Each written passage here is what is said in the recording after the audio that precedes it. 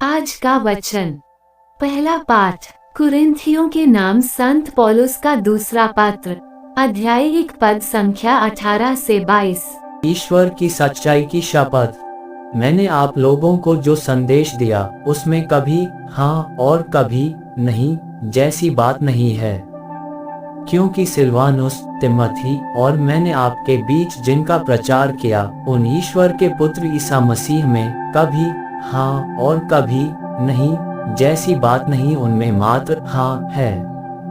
उन्हीं में ईश्वर की समस्त प्रतिज्ञाओं की हाँ विद्यमान है।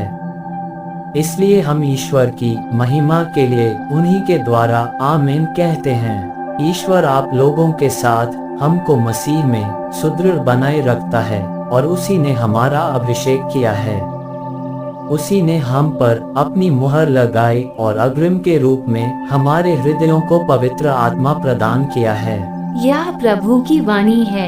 सुसमाचार संत मत्ती अध्याय 5 पद संख्या 13 से 16। तुम पृथ्वी के नमक हो, यदि नमक फीका पड़ जाए तो वह किससे नमकीन किया जाएगा। वह किसी काम का नहीं रह जाता, वह बाहर फेंका और मनुष्यों के पैरों तले रौंदा जाता है। तुम संसार की ज्योति हो। पहाड़ पर बसा हुआ नगर छिप नहीं सकता। लोग दीपक जलाकर पैमाने के नीचे नहीं बल्कि दीवट पर रखते हैं, जहां से वह घर के सब लोगों को प्रकाश देता है। उसी प्रकार तुम्हारी ज्योति मनुष्यों के सामने चमकती रहे, जिससे वे तुम्हारे भले कामों को देखकर तुम्हारे स्वर्गीय पिता की महिमा करें। यह प्रभु का पवित्र सुसमाचार है। आमीन। आज का चिंतन। जिस प्रकार स्वादिष्ट खाना सबों को पसंद है, उसी प्रकार स्वभाव से विनम्र व्यक्ति भी सबों को प्रिय होते हैं।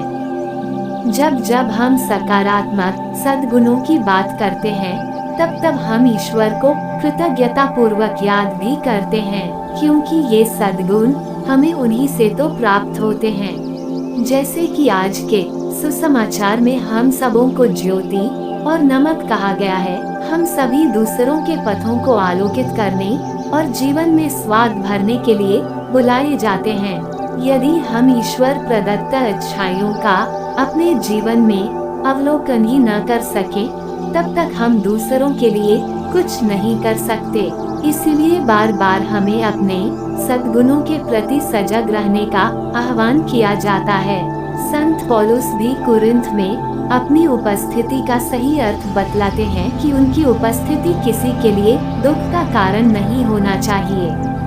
मनन करें, क्या प्रेम, क्षमा, दया दूसरों को दुख दे सकता है। आमीन।